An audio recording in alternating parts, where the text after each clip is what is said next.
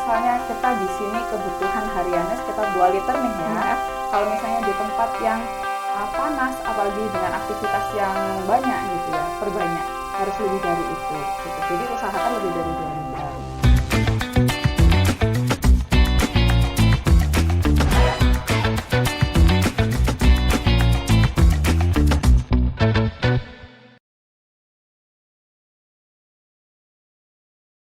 Halo Tribuners, kembali lagi bersama saya Septiana Cahyani Eka Saputri dalam podcast Cakap Sana, Cakap Sini. Dan untuk episode kali ini kita kembali dalam tema kesehatan. Dan kali ini topiknya membahas tentang pentingnya menjaga kesehatan haji bagi jemaah haji. Dan di studio Tribun Jatim Network Malang ini telah hadir narasumber Dr. Khodijatur Rohimah, Dokter Umum RSI Unisma Malang. Selamat siang Bu Dokter. Selamat siang. Ya, sehat ya Bu? Alhamdulillah sehat. Sehat ya Bu. Mungkin boleh disapa dulu Tribuners yang ada di rumah Bu Dokter. Oke. Selamat siang Tribuners yang ada di rumah. Perkenalkan saya Dr. Khodijatur Rohimah dari Rumah Sakit Islam Unisma Malang. Baik, terima kasih Bu Dokter telah menyapa Tribuners yang ada di rumah dan telah hadir di studio Tribun Jatim Network Malang ini. Dan langsung saja ke pertanyaan pertama ya Bu Dokter. Seberapa penting menjaga kesehatan haji saat menunaikan ibadah haji bagi jemaah haji itu sendiri? Yang pasti sangat penting sekali ya. Karena ya kita tahu sendiri haji itu kan prosesnya lama ya. Bukan yang sehari 2 hari gitu, enggak. Bahkan sampai 1 bulan atau bahkan sampai 40 hari gitu. Jadi kesehatan itu sangat penting. Karena selain waktunya yang panjang, kita juga pergi ke tempat yang kita tidak biasa sebelumnya gitu, baik itu dari segi cuaca maupun aktivitasnya gitu. Jadi butuh kesehatan yang benar-benar fit supaya bisa beradaptasi dengan baik gitu di sana. Seperti itu ya Bu Dokter ya. Dan Bu Dokter, bagaimana tahapan pemeriksaan kesehatan haji ini sebelum pemberangkatan haji dimulai? Untuk sebelum pemberangkatan sendiri ada 3 tahap sebenarnya. Jadi yang pemeriksaan pertama itu ketika calon jamaah haji pertama kali mendaftar sebelum mendapatkan porsi hajinya. Itu biasanya dilakukan bisa di puskesmas atau di rumah sakit. Untuk yang kedua atau pemeriksaan yang kedua itu ketika tahun pemberangkatan. Jadi ketika sudah pasti akan berangkat, maka akan dilakukan pemeriksaan lagi gitu. Itu juga bisa dilakukan di puskesmas ataupun rumah sakit. Dan kalau misalnya dari pemeriksaan itu ada masalah atau ternyata terindikasi resiko tinggi, maka akan ada pemeriksaan lanjutan oleh baik bisa dokter spesialis atau melakukan pemeriksaan tambahan yang lain gitu. Terus pemeriksaan tambahan lain itu seperti apa Dok? Misalnya kalau kan butuh ada ECG rekam jantung, atau kalau misalnya memang dibutuhkan itu ada foto toraks, foto dada gitu, seperti itu. Atau pemeriksaan darah lengkap juga gitu. Yang ketiga itu pemeriksaan di embarkasi. Jadi embarkasi. Ya, sebelum keberangkatan pas gitu. Iya, tapi kalau misalkan selama ini ya Bu Dokter ya, kan Bu Dokter juga pengalaman menangani kesehatan jemaah haji, dan masalah-masalah kesehatan yang sering dialami oleh jemaah haji itu apa sih Dok? Terutama yang lansia ini ya Dok ya, kan ini rentan kalau lansia. Karena memang kan kalau jamaah dari Indonesia sendiri kan kebanyakan yang berangkat itu usianya sudah lanjut ya. Iya. Jadi diutamakan ya Bu Dokter.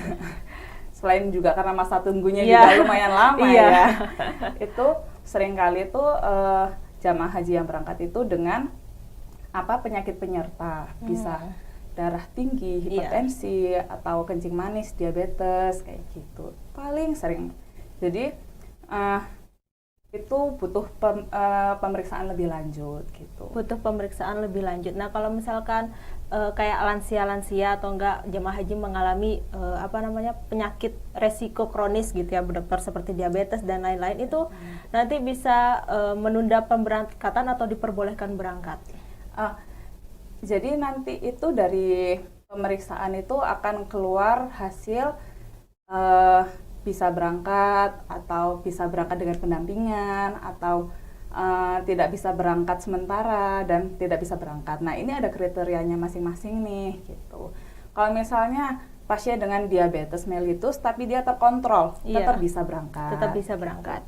Kalau misalnya pasiennya dari pemeriksaan ternyata misalnya kanker hati stadium akhir, berarti ya tidak bisa berangkat. Atau kalau misalnya pasien dengan penyakit TBC gitu ya, itu biasanya tidak berangkat tapi ditunda sampai misalnya hasilnya negatif gitu. Negatif baru bisa berangkat seperti itu ya Bu Dokter ya.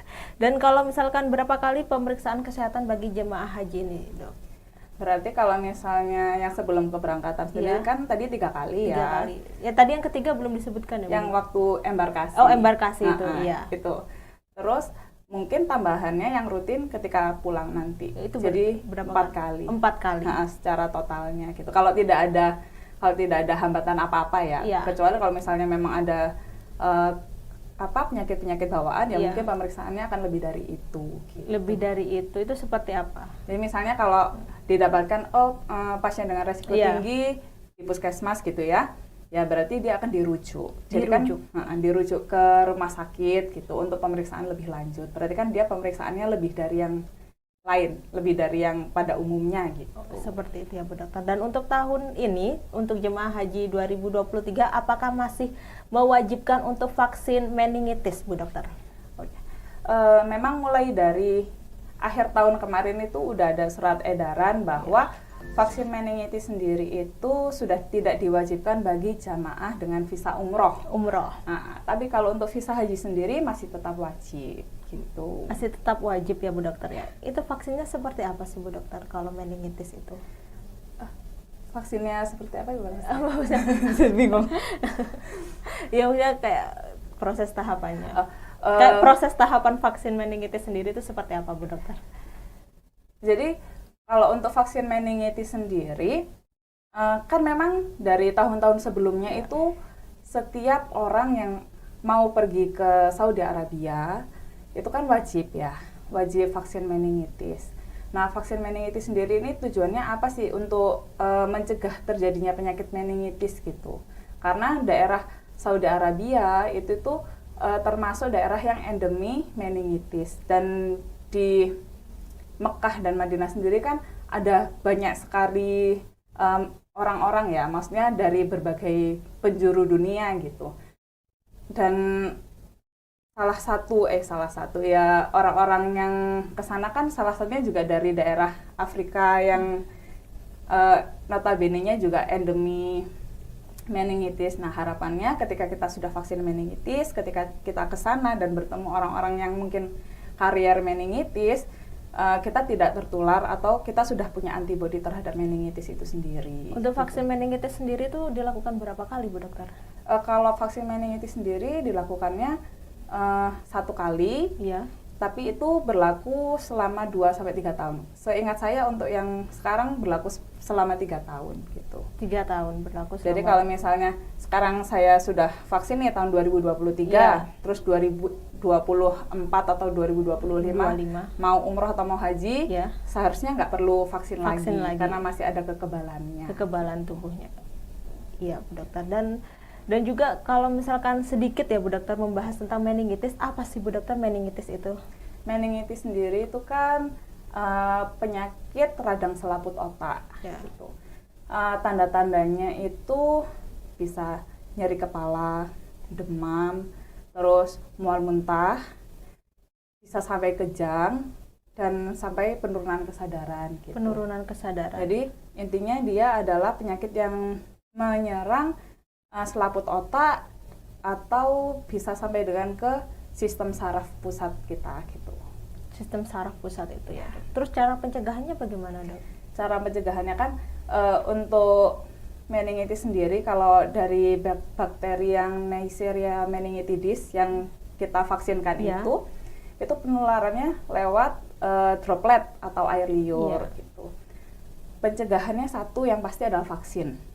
Yang kedua bisa menggunakan masker gitu kan, supaya tidak ada, maksudnya nggak kena air liur dari orang lain ya, kita pakai masker gitu. Seperti itu ya Bu Dokter ya. Tapi meskipun saya misalkan belum pergi umroh atau belum pergi haji boleh vaksin meningitis ya Bu Dokter? Boleh. Itu syaratnya seperti apa? Kalau misalnya tanpa keperluan ke luar negeri nih Iya. ya misalnya, ya langsung aja ke sentra atau apa namanya fasilitas kesehatan yang menyediakan vaksin vaksin gitu. itu ya Bu Dokter. Ya. Berarti langsung datang ke fasilitas kesehatan ya Bu Dokter ya, rumah sakit, Bisa. puskesmas, klinik. Kalau puskesmas sendiri nggak rutin memberikan. Oh, nggak rutin memberikan. Iya. Berarti rumah sakit aja.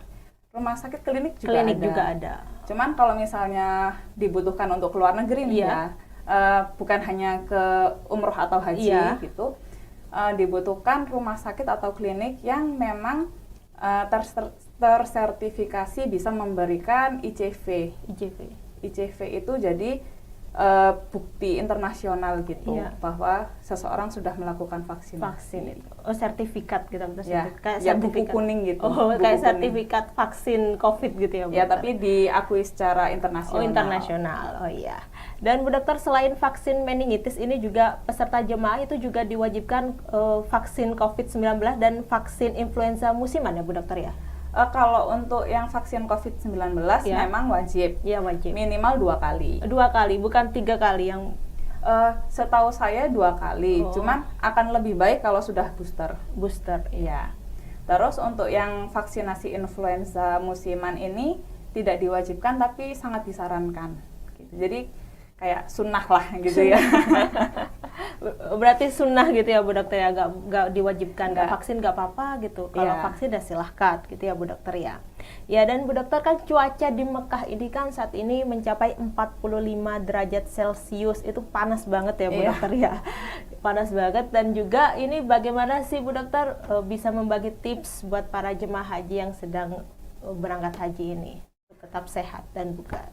Karena di sana kan suhunya benar-benar tinggi ya. Iya. Jadi resiko kesehatan yang mungkin muncul itu salah satunya dehidrasi. Iya, dehidrasi. Nah, cara untuk menjaganya supaya tidak terjadi dehidrasi, yang pasti kita harus banyak-banyak minum air. Minum air putih. Kalau misalnya kita di sini kebutuhan hariannya sekitar 2 liter nih ya. Iya. Kalau misalnya di tempat yang panas, apalagi dengan aktivitas yang banyak gitu ya, perbanyak. Harus lebih dari itu gitu. Jadi usahakan lebih dari 2 liter. Kemudian gunakan payung. Kalau bisa bawa payung gitu. Tujuannya apa? Supaya kalau misalnya di tempat yang terik kita tetap terlindung gitu ya. Terus gunakan pakaian yang nyaman. Iya. Jadi pastikan ketika kita menyerap keringat gitu ya. Selain menyerap keringat, yang longgar juga. Kan kalau misalnya terlalu sempit juga kita nggak nyaman. Iya, nggak nyaman bergerak. Terus hindari beraktivitas di luar terlalu banyak, kecuali kalau memang benar-benar butuh gitu. Soalnya kalau misalnya kita banyak beraktivitas, kebutuhan air juga akan semakin meningkat gitu. Jadi resiko untuk dehidrasi pun akan meningkat. Meningkat seperti itu ya Bu Dokter ya. Terus untuk menjaga pola makannya seperti apa Bu Dokter? Kalau untuk pola makan sendiri, yang harus dipastikan satu, cukup karbohidrat. Kan karbohidrat ini kan sumber energi ya. Kemudian protein juga gitu. Jadi pastikan makannya ada karbohidrat, protein sama serat gitu, dan air yang cukup gitu. Sama selain itu juga pastikan kalau misalnya makan dari sumber yang bersih gitu kan. Kita nggak kepingin ya di sana tiba-tiba keracunan makanan terus sakit perut kan ya, akan apa ya, menyulitkan kita juga di sana gitu. Jadi pastikan menjaga kebersihan makanan yang dimakan juga gitu sih. Seperti itu ya Bu Dokter ya. Dan selanjutnya ya Bu Dokter ini ya, berapa biaya yang diperlukan untuk pemeriksaan haji sendiri Bu Dokter? Untuk pemeriksaan haji sendiri ini kan tadi seperti yang saya jelaskan kan ada beberapa ada beberapa tahapan ya.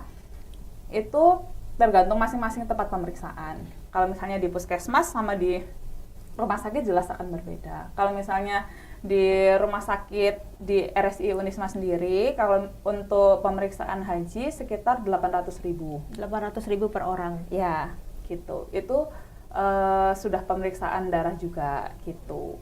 Sekitar segituan sih. 800.000 ya Bu Dokter. Tapi paling mahal berapa Bu Dokter?